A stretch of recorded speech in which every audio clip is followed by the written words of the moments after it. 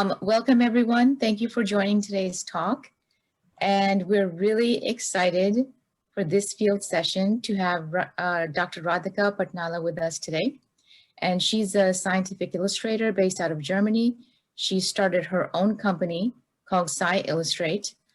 Radhika, I think I'll just kind of have you talk about your journey from your BTech all the way to your PhD and then all the way to your career. It seems like you've really moved around the Eastern Hemisphere. So that was really interesting. There was a lot of moving. Yes, it'll be interesting, I think, if you just explain it. Makes sense. And I think once you guys know my journey, I think then you'll know what questions does the audience actually want to ask me. So I'm just gonna get right into it. Okay, sounds good. Yeah, get right into the meat.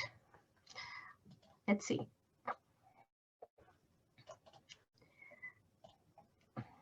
Okay, everyone can see my screen?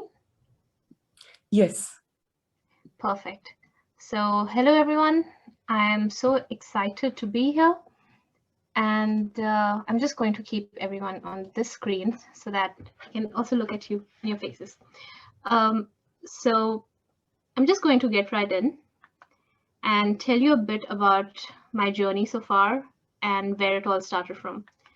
So my entire professional career really started from this one Time magazine that my dad got home one day.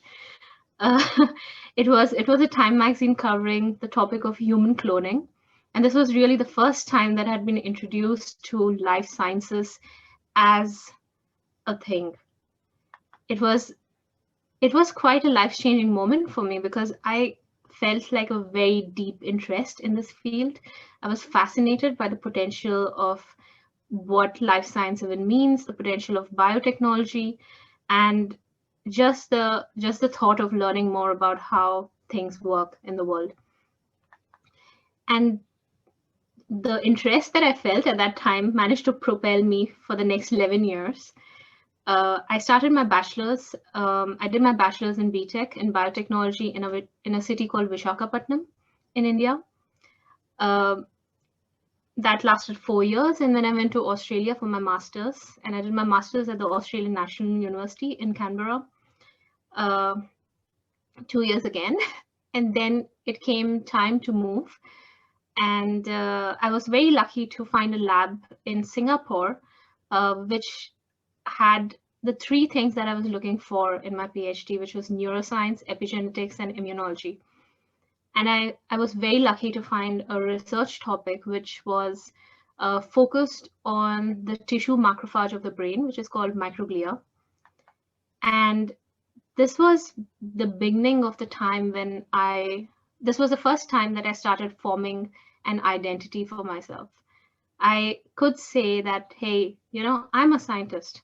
It was a time when you even start realizing what it is to be a scientist. And it was at this time when during my PhD, this was the time when I knew Abhijit, but this was really when I had the opportunity to look under the microscope all day. So we did a lot of tissue staining and a lot of microscopy during my PhD. And this was really the time when I started understanding the visual beauty that lies in life systems and biological systems. And I was really mind blown at that stage. Somewhere down my PhD, I was also beginning to realize that being a scientist is very difficult as a profession. There are a lot of big and small things happening in a scientist's life. And the whole pursuit of discovery makes it exciting, but it also introduces a lot of uncertainty in your life. And also that is kind of added to with the whole professional decisions that you have to make along the way. In any case, somewhere down there, somehow, I have no idea how, I managed to find a husband. And that eventually played some role in the next steps that I had for my life, because that basically became the impetus to try and understand what I'm going to do next. Because I had to join my husband in Munich, which is basically not Singapore. So that would mean relocating my entire personal life to another continent. And with that, what came was basically losing my entire network in the other continents that I had already created, and essentially starting from scratch, starting to find a network from scratch, starting to try and understand what I'm going to do as a next professional step. And at this point, I was also evaluating if I want to continue being a scientist, if I want to continue on this professional path. And one of the very strong metrics that I kept for myself was I will continue on this path only if I get a lab which does microglial research and does microscopy. And now, realistically speaking, that is like a hyper niche field because there are not so many microglia labs in the world. Can you guys mute yourself if that's possible? Thank you. So that was the time when there were not so many microglia labs in the world. And obviously it was difficult for me. It was obviously difficult for me to find another microglia lab. In any case, I did manage to find a lab in Germany, which was amazing. It was really the lab of my dreams. It did microglia research. It did like some very, very beautiful microscopy. And it was really amazing. It was really the lab of my dreams. And I went to my postdoc interview and I was faced with this one question, you know, like, right, you're recently married. You know, do you plan to have kids? You know, what are your next few years looking like? We like to, you know, not work smart. We like to work hard in our lab. And that was hard for me. That was hard for me because this was really the time when I realized what it is to be a woman in science. And at every stage of my professional career, I will be faced with this decision of having to balance taking a strong choice of professional growth over family. And this is something that plagues men and women in our field, unfortunately. So it was kind of weakening my stance on, you know, if I will get another lab that I really, really want to pursue my science in. And then I found that basically 1 year had passed since I was out of lab. I was still in a different country trying to make sense of the new space around me, the new people, the new language. And I was doubting if I really wanted to stay in the traditional space of science as a scientist. And then I had to figure some things out for myself. And this was like, it is interesting, but during my lowest times did my greatest epiphanies come about myself. And one of the prime directives for me that I felt for myself was I want to be useful. I want to do something where I can apply my skills and just be useful to the people around me, to the community, to the scientific community. I just want to be useful. And then I found some inklings of my purpose being restored. And then the next epiphany I stumbled upon was, I believe I have something important to give the world. And I really don't want to wait around for someone's permission to start. You know, someone giving me permission to work in their lab or their institute or their university. I was impatient and I wanted to just start something. I felt like every day that I was sitting, I was wasting my life, I was wasting my time. And then I restored my self-confidence.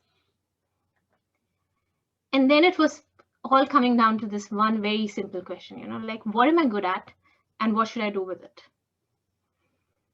And why I really like this slide, even though it's very difficult for me to talk about it, is because these three questions, I believe, can help anyone who faces the transition.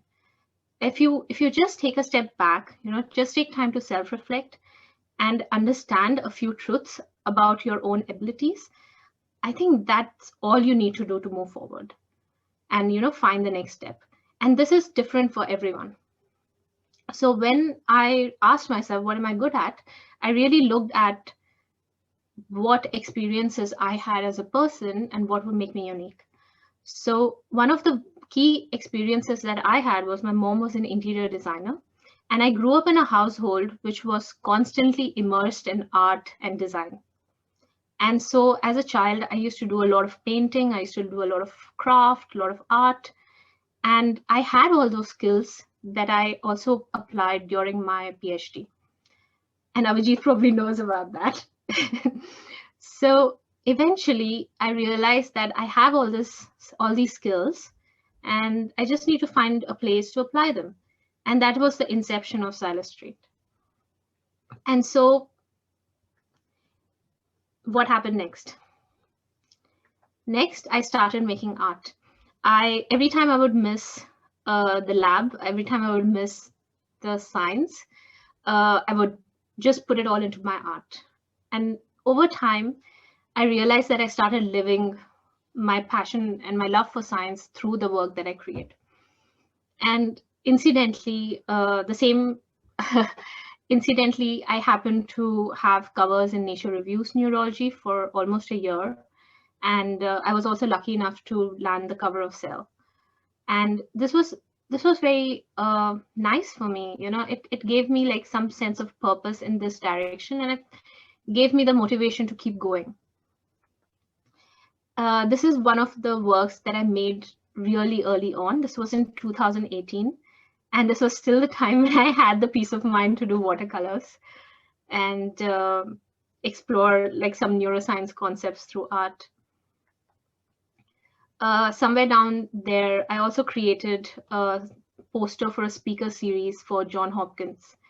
And this was also really nice. It was a fun thing to do. And over time, so I've created a lot of things, but I just put some few stills just to show you guys, I don't know, examples of what I usually do on a day-to-day basis. So this was something that I created when I was still exploring the concept of COVID and how it affects our world and our general existence. And this is a fairly recent series that I created, I think somewhere around last year. I called it Covert Dreams, and this was a way for me to explore visually, like in a visually different and slightly quirky way, the impact that COVID has had on society, and also certain biological concepts in the whole virus and how it's packaged and stuff. And it was quite interesting because this series got the attention of BBC News, and then they happened to feature me on one of their articles on International Women's Day. So that was quite fun. And then they commissioned me to do this other piece for them as cover art for the article. This is a new series that I did recently. I like to call it Senses because I feel, well, I'm still a neuroscientist at heart, and a lot of work that I do revolves around neuroscience. Just a bit of an explainer of what that's about. So usually, this is something that we did in our labs as well, and this is something that I did during my PhD. But we sometimes take a brain, like not occasionally a human brain, maybe sometimes, but like usually rats and mice brains, and then we section it. And then you see, if I can get my mouse, you see brain sections. And then when you look inside and stain them for different cell types, you see like this beautiful distribution of neurons in certain areas of the brain. And then if you stain them with fluorophores, then you see an even beautiful visual. So for this series, I was very interested in boutons, which are basically just small bulbs that grow on neuronal dendrites. And this is how the cells communicate with each other. And so for this series, I was interested in getting the getting the accurate morphology of neurons as I remember seeing it under a microscope. And so yeah, I just created some visuals to get that. It was kind of like a practice exercise for me. I thought it'd be interesting to show you. Then, so basically since the last 4 years, I've been applying my skills to solve communication problems for scientists in academia and in industry. And I've had the fortune to work with some really nice clients who also pay for my hobby, essentially. And one very interesting thing that I happened to do in my journey was start a personal passion project. And this is the Illustrate Stories Women in Science initiative. I happened to meet a team which feels like as much passion towards this project as I felt. And what we did together was, as a team of 7, we began cataloging women in science stories from around the world. And our main motive was to capture this through art and words. And this project is very close to my heart because I think the only way to improve situation of women scientists in science is if people know about their stories, if they know what happened in the past and what can we improve. And only if we know these stories can these legacies, carry on, continue to live on. And so what we did was we started this 2 years back, and we cover 3 stories every month. And now we are at 75 stories, and we are trying to aim to get to 100 this year. And this is really a resource that's free for anyone to use. And through this passion project, we basically became science historians. We never planned for it, but we became science historians, and it makes us very proud to have a singular place where so many amazing legacies can live. And so you're welcome to check this out at medium.com/stories. And in case you come across a paywall from Medium, just hold on. I'm going to put all of them on our website. And these are some of the visuals that we happen to create in the interim. And they're just really fun to make, and I usually animate them. So that's something that I do every single week.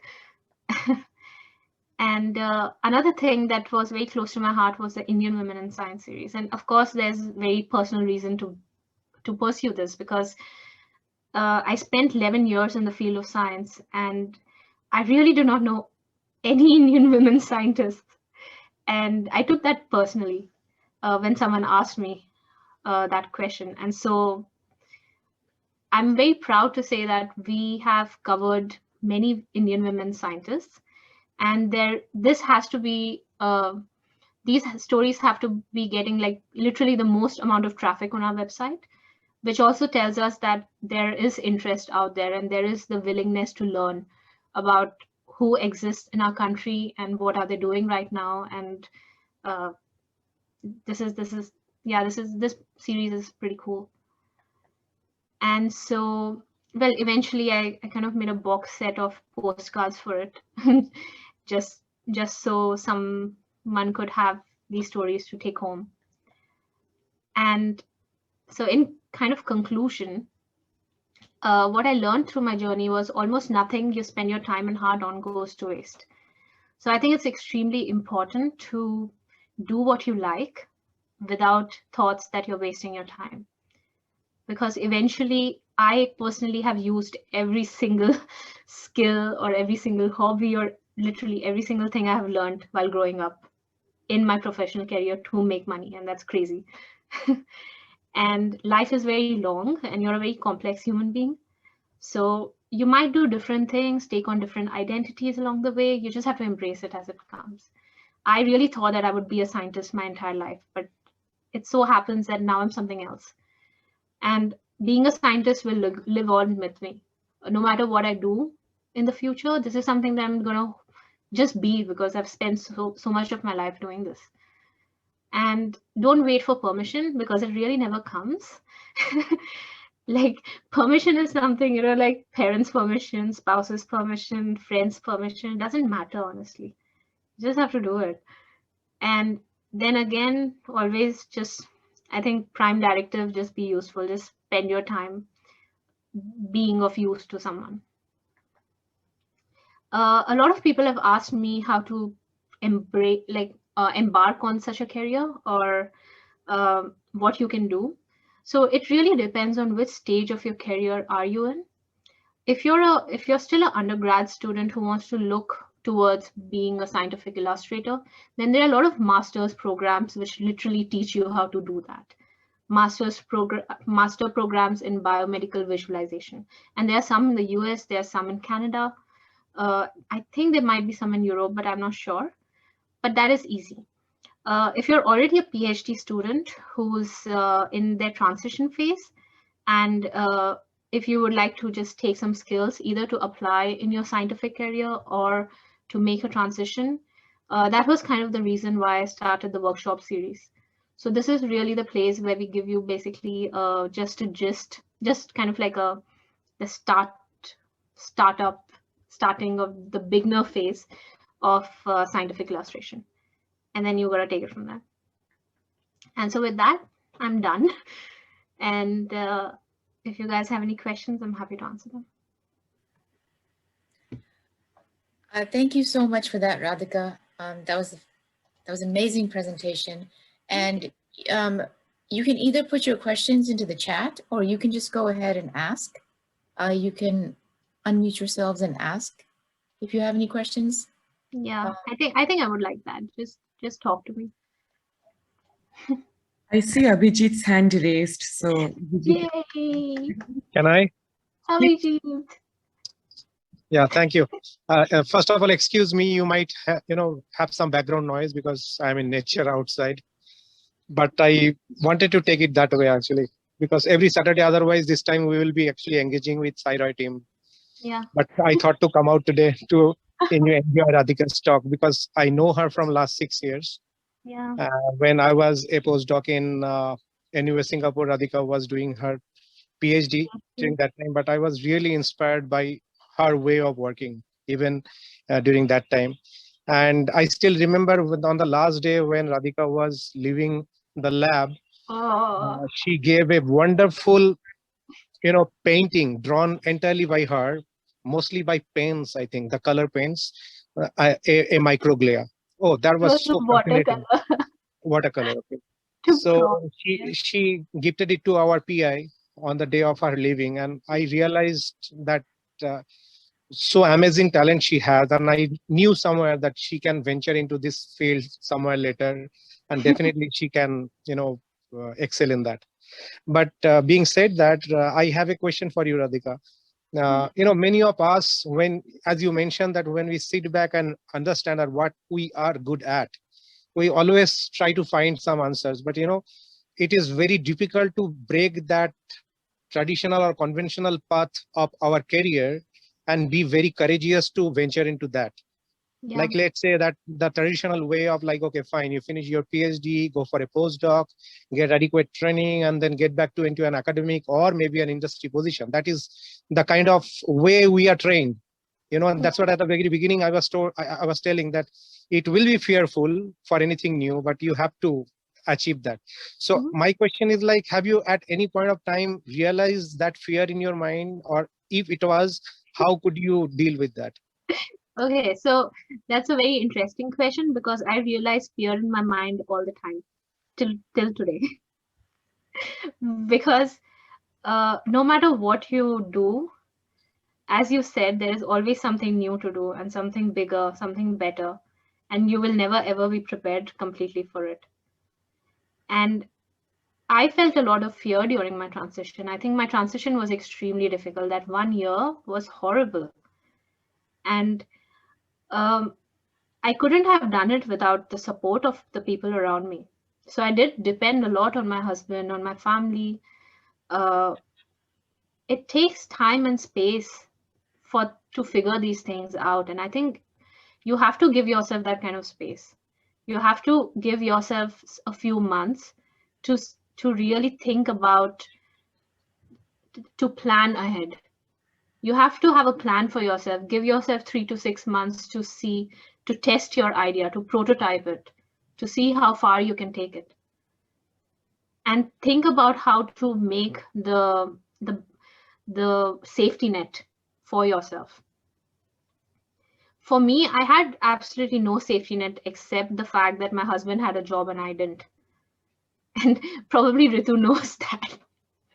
So for me, it was very difficult, for sure. But like my venture is completely bootstrapped in that way, you know, like I literally started from zero and then just built along the way. And I think it really depends on what plan do you have, because different plans require different approaches. If you're trying to build something from scratch, then see how viable it is being bootstrapped.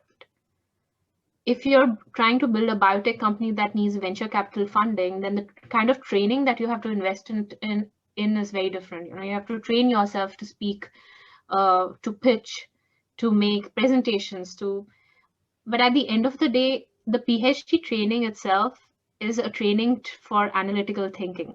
It is for problem solving. It is not for brain sectioning or running a PCR. And so I think that mental shift is very necessary to think about what skills do you have. Your skills are not brain sectioning. Your skills are analytical thinking and problem solving. Mm-hmm. It's to basically deal with uncertainty. You know, dealing with uncertainty, you start a company, dealing with uncertainty is something you do every single day. And a PhD trains you perfectly for that.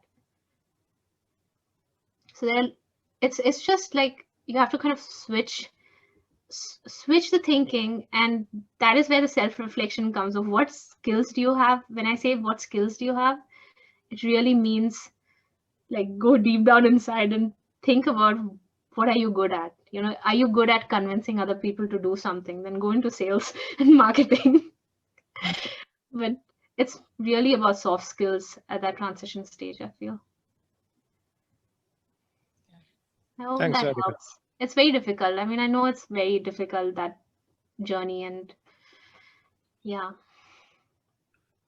Thank you for your question, Abhijit. And does anyone else, would anyone else like to ask a question? Yeah. Hi, Radhika. It was very nice to see your drawings, like mind-blowing, I would say. I'm wondering, do you have any workshop for PhD students or early postdocs, whatever? Like, if you could, any workshop for them? To do what? Do you conduct any workshop for PhD students? Yes. So I actually looked over your webpage. There's one workshop. I know it's gone right now. It was in February. Do you have any plans for in future?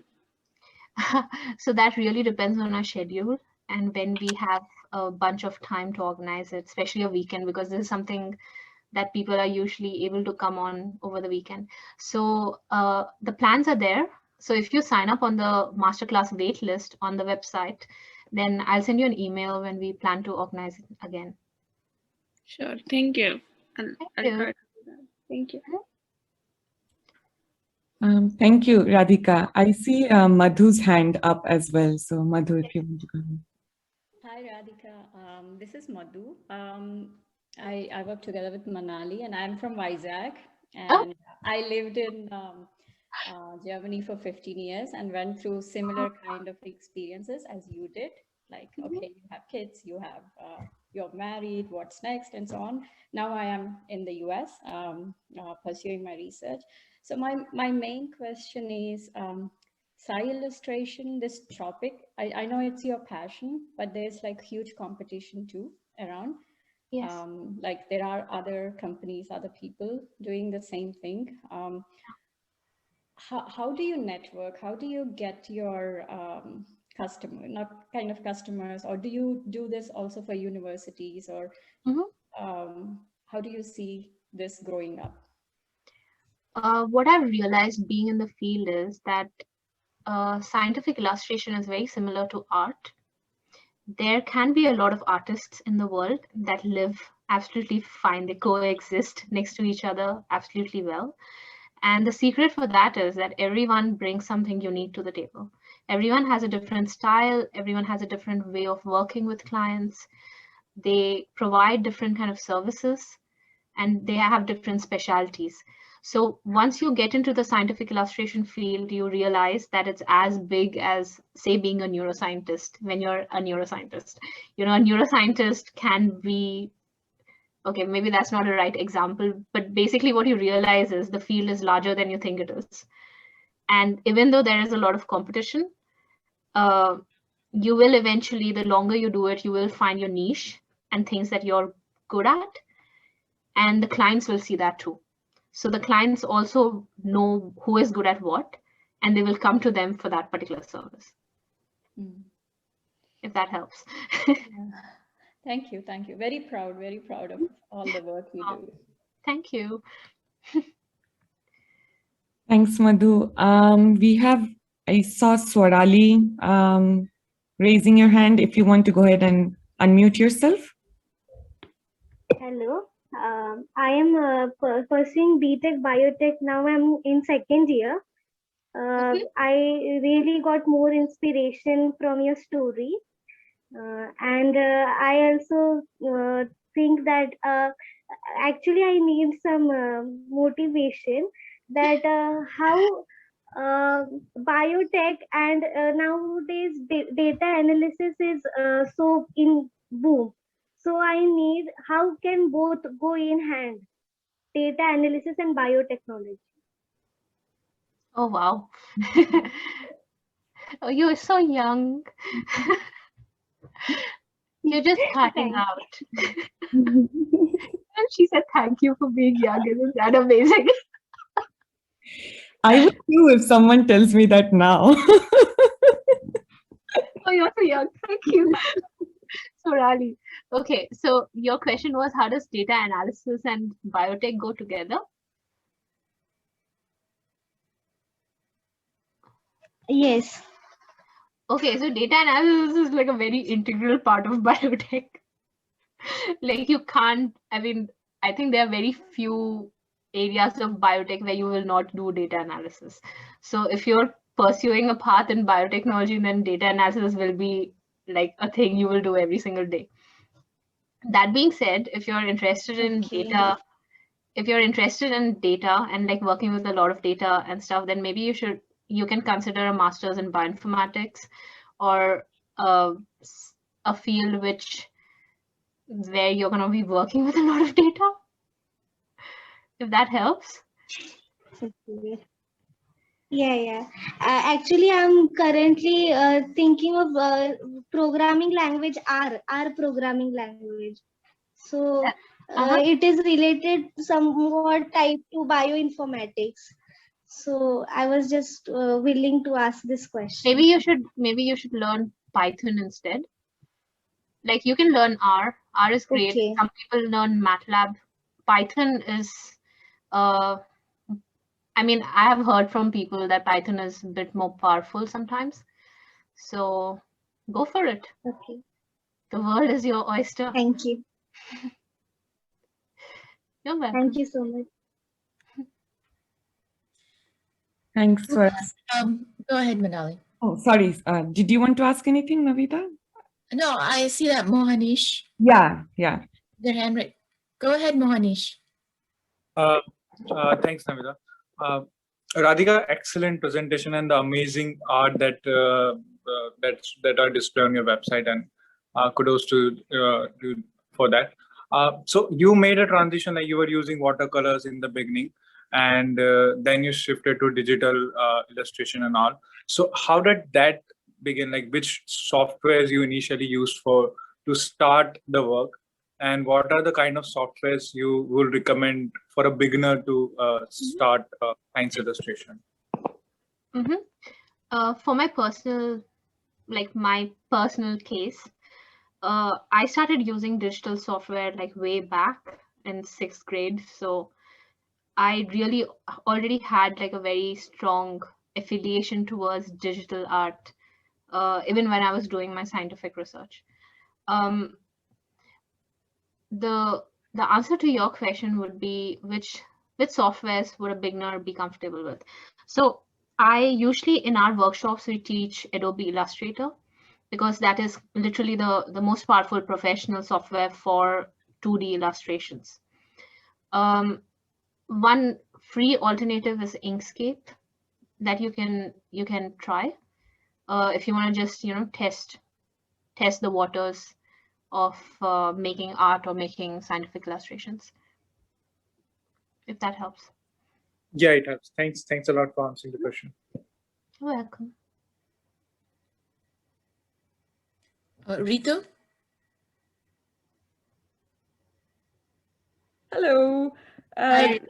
Radhika, it was wonderful listening to you, listening to your journey, all that you have achieved so far.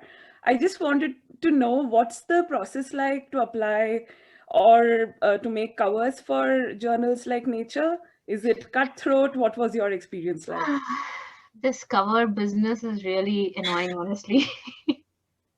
So it's honestly like a competition every single time.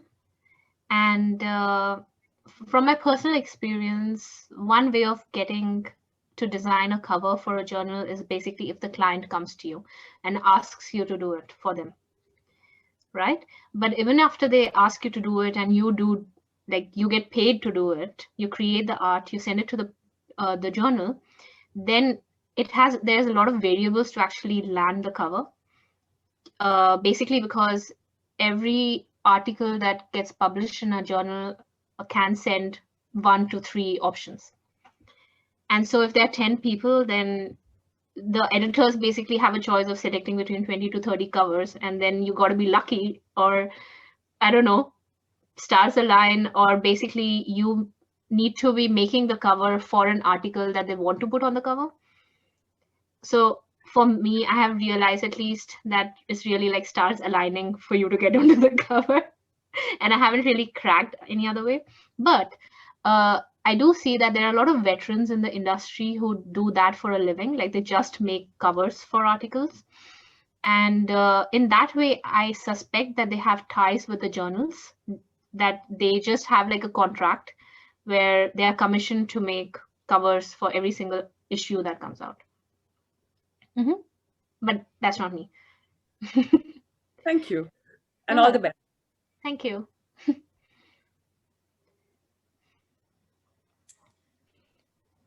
I have a question, Radhika. You started your own company. I know some universities have their own scientific illustrators. Are those the main spaces where scientific illustrators can work? Oh, no.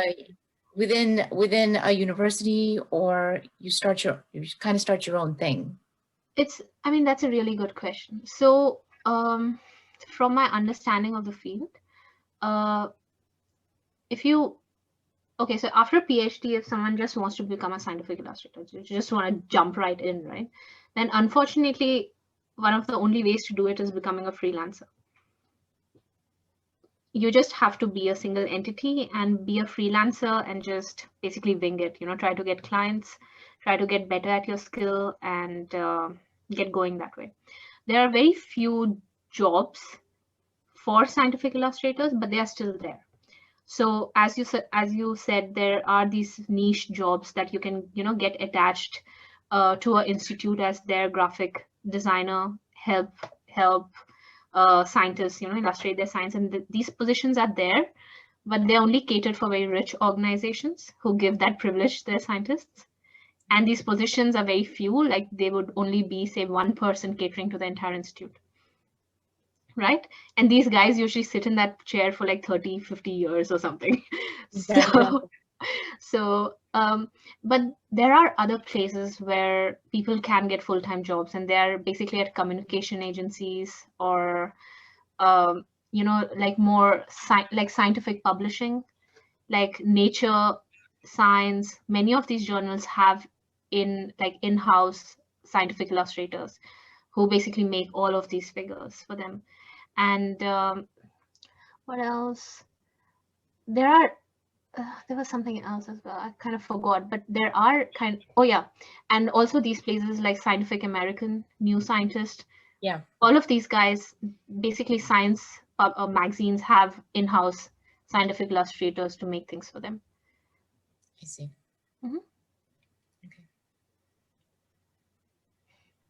Maybe I can follow up with a question.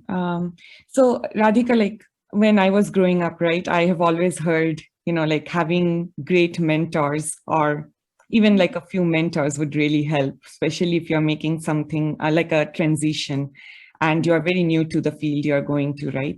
So did you have someone like that in your your life? And if how did you get to know him or her?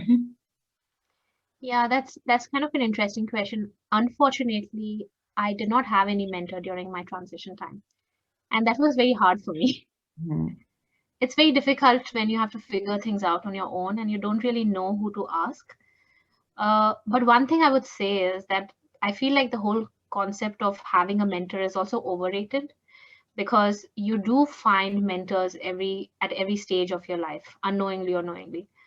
Like for me, my mother was a big inspiration, because almost all the things that I learned while growing up, which I have turned into a profession now, happened through her. And then it so happened that I did my PhD with a boss who had certain personality traits that I did observe while I spent time with him. And there were some things about him that I really liked, and I directly took on as my way of life. So really, like, I think mentors are really like sprinkled all around. You can learn things from your colleagues, from your friends, from everywhere. But I think it's really just a matter of, just getting a bit more clarity on what do you need to grow. Yeah.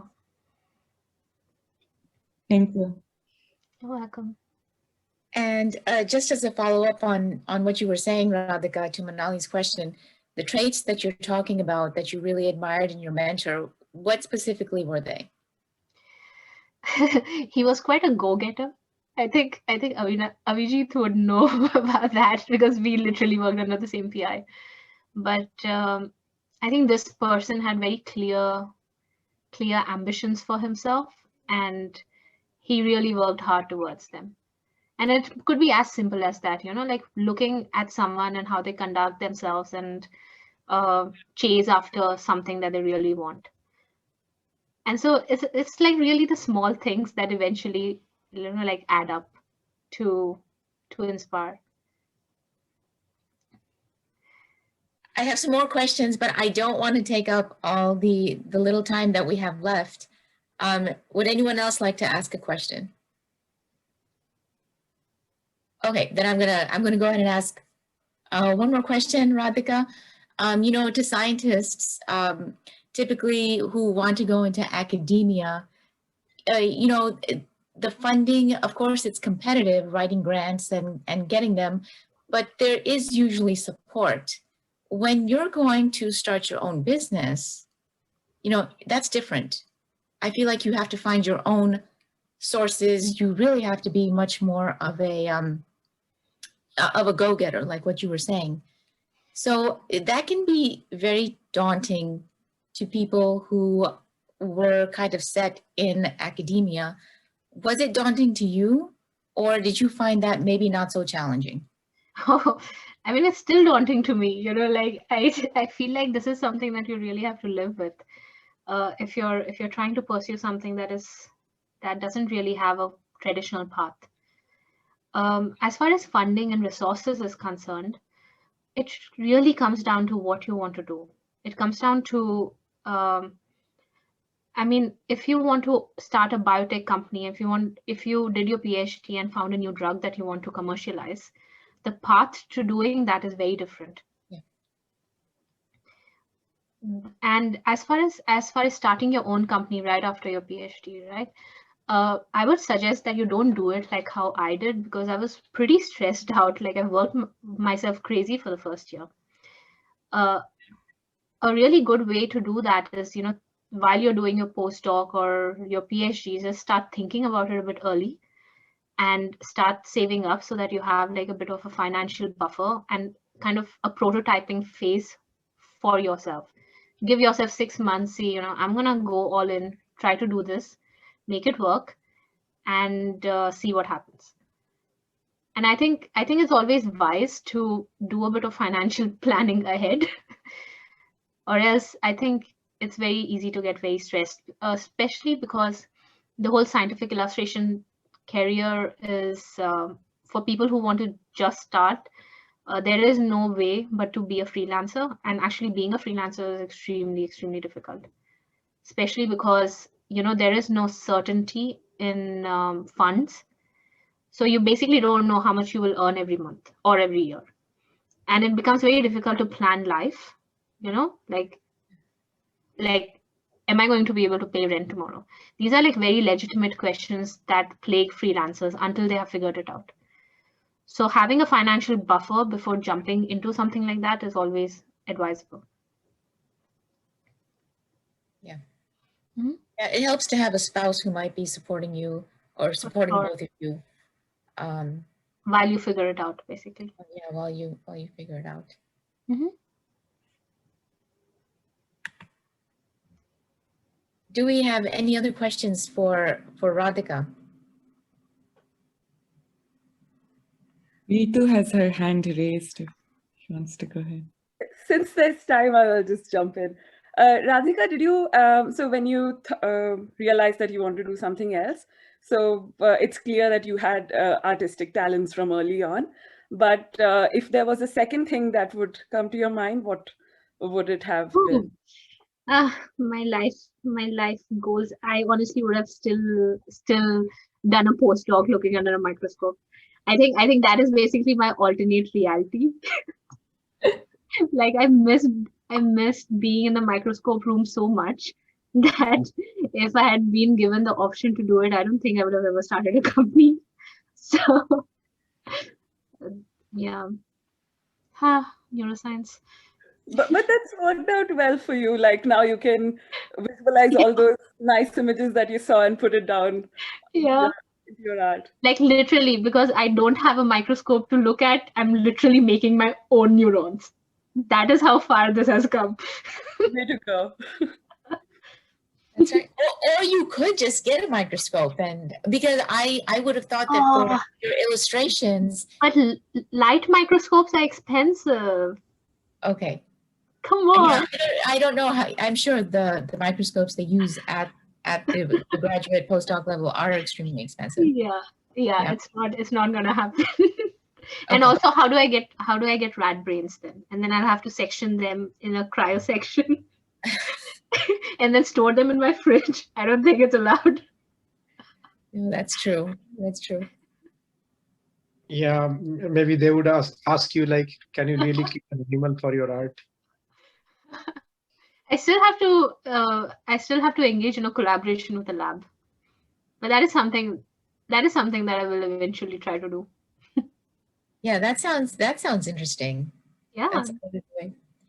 Can I, Radhika, I have a question. Since you have your company in Germany, do you see language as a barrier to find collaborators? For what I am specifically doing, not at all, because what I'm doing is fairly international. So I do have clients from the US, from Singapore, from India, from really all over the place. So the language has not been a barrier for me, thankfully. Okay, thanks. Yes, go ahead. Hi, it was a beautiful talk, Radhika. Thank you. I just wanted to ask that, how did you first get your client? How was the experience and when did that ice break? How long did it take? Oh, yeah.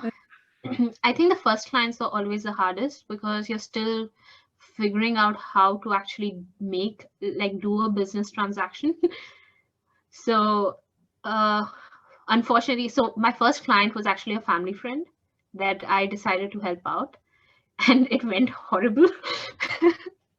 And I learned like a lot of things along the way on how to price, how to manage expectations.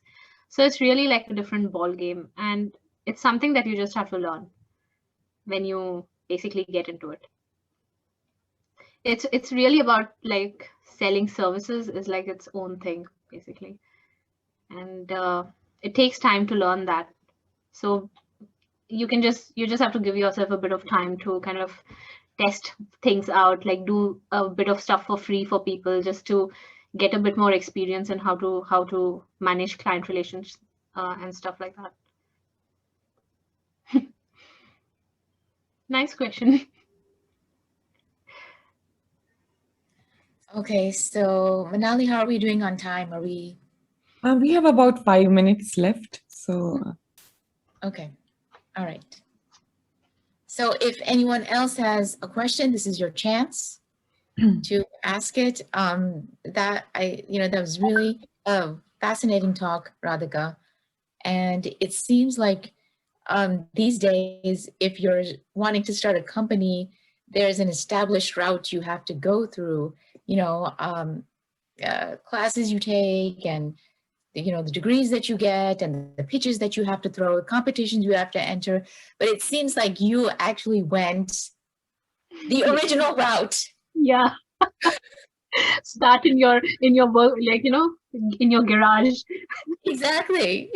And those ones are always the most awesome to hear, and I think the most inspiring.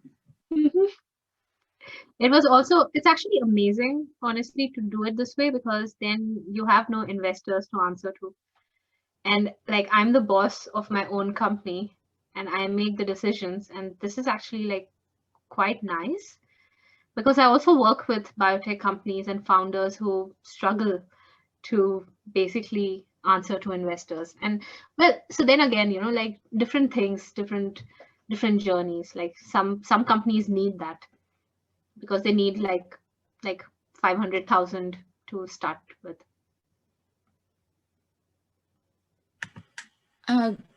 Who had a Baisakhi, you had a question? Hi. So I was just wondering that, do you think that in India, students, after they finish their schools, they can opt taking this up as a career option, or are there any courses known in India to get them developed? After school? After class 12 or something? I feel like this is just my personal opinion, okay, so don't take me to it, but I feel like after school is still too early for them to truly do justice to this field. From my experience, actually doing this after your PhD has you just bring a different amount of value to your client than doing it after a master's or after a bachelor's, because basically it's the PhD that gives you the depth of knowledge. Until masters, you just have breadth of knowledge in biotech, and that can take you so far. But to really help someone communicate science, you need to understand it first, and that is what a PhD education might actually help you with. So I would say that I think a person should definitely, as if they want to really seriously consider this as a career, then do your bachelor's in biotech and then do a master's in biomedical visualization, which is its own field. And then you will be a trained biomedical visualizer. And then you will be eligible for all those job opportunities in Scientific American or New Scientist or the communication agencies to basically make a profession out of this. After PhD, you're just a different kind of scientific illustrator. You're more like honed down in the science part of it. So you're basically more scientist than artist, if you understand the difference, basically. I would like to thank you for that answer, because every time we talk about, little non-traditional careers, this is a question that always comes up. Why do you need a PhD for that, right? And I really like your answer. I think I'm going to steal it for my next. If I ever have to answer, I really like your, you need the depth, not just the breadth kind of thing. Yeah. I appreciate that.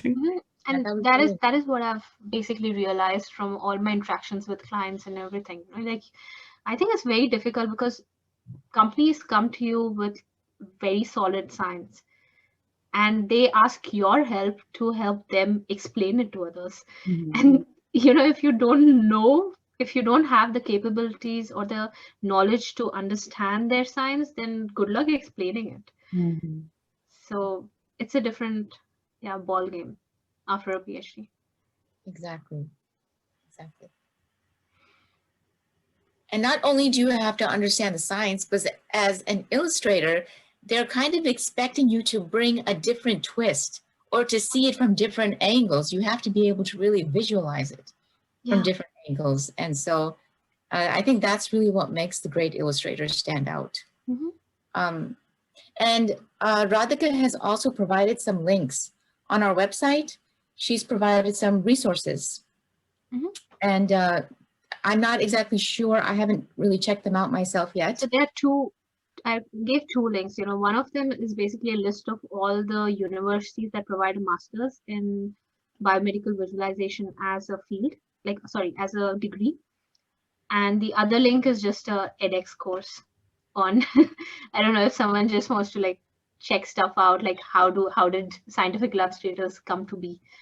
Yeah, no, that's great. That's great. Okay, I think we're going to wrap up this session. Thank you all for coming, and thank you so much, Radhika, for speaking. That was a fantastic talk. Thank you. Very, very insightful. Lots of great information. And thank you all. Thank you all for coming. And I think we'll go ahead and say goodbye, everyone. Take care. Thank you. Have a great weekend. Thanks, Radhika. Thank you. Bye-bye.